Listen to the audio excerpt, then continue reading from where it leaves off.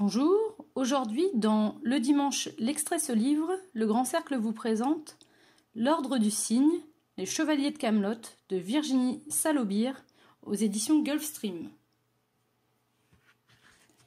Chapitre 1. À la croisée des destins. Un bruit de clé sec et sinistre résonna 2 fois dans le silence. Le sorcier de Malebrume revint vers sa jeune esclave d'un pas de plomb. Devant lui, Oyi berçait la créature. Rien d'humain, songea Népheth avec répugnance. Une telle monstruosité ne resterait pas invisible, même dans les entrailles secrètes de la citadelle où les rumeurs perçaient les murs les plus épais. À tout instant, le scandale pouvait anéantir ses rêves de revanche. Impensable à la veille de la guerre, sa guerre, celle à ne pas perdre. Le royaume des lacs d'argent lui payerait enfin l'humiliante défaite passée. Surtout l'enchanteur Walgreen, son rival et ennemi dans le cercle des magiciens. Encore fallait-il avoir l'esprit et les mains libres. Il s'avança. La noirceur de son regard enveloppa Oyi d'une nuit glacée. Tremblante, elle pressa le nourrisson contre son cœur et recula jusqu'au mur froid du donjon.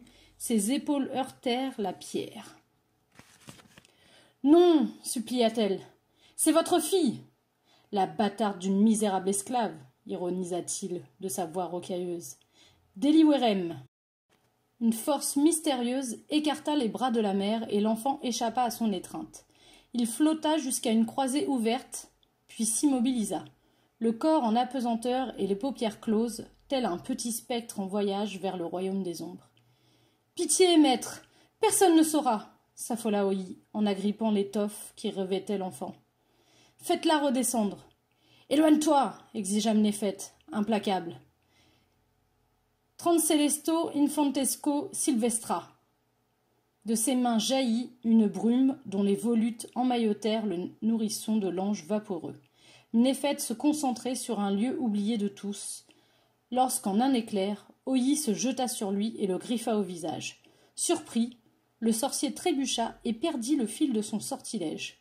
Hors de contrôle, la nuée s'échappa par la croisée. Népheth se redressa fou de rage. Impossible de savoir où il avait envoyé cette créature de malheur. Oyi se recroquevilla. Il la dominait de toute sa taille, le ventre énorme, hideux, avec les frisottis de sa barbiche huileuse. « Tu vas regretter ça !» hurla-t-il, en saisissant un fouet. Dehors, la brume s'étirait au-dessus des terres sur des centaines de lieues à la ronde.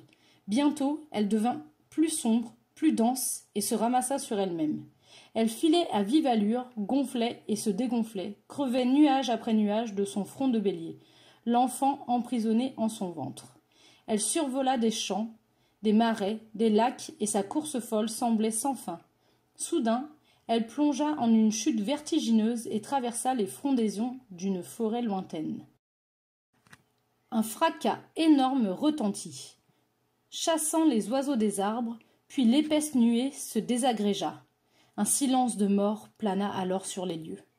Sous les ramures d'un chêne, dans un lit de mousse, le petit être s'agita et émit une plainte animale. Chose inouïe dans le royaume des lacs d'argent, où les teints pâles dominaient, sa peau avait le noir profond et luisant d'une plume de corbeau. À une caresse de vent, les feuilles bruissèrent au-dessus du berceau de verdure. La faible créature ouvrit les paupières. 2 opales, sans pupilles, brillèrent d'un vif éclat. Les étranges yeux d'aveugle scrutèrent les branches sans voir le ciel. Les narines palpitèrent sans reconnaître aucune odeur parmi les fades senteurs du bois. Les lèvres sèches tétèrent le vide sans trouver le goût du lait maternel. La lumière des prunelles s'éteignit. Perdue dans un monde hostile, la créature pleura de solitude et de faim, tandis que sa peau d'ébène frissonnait. Pour découvrir la suite, rendez-vous dans votre librairie Le Grand Cercle à Éragny-sur-Oise.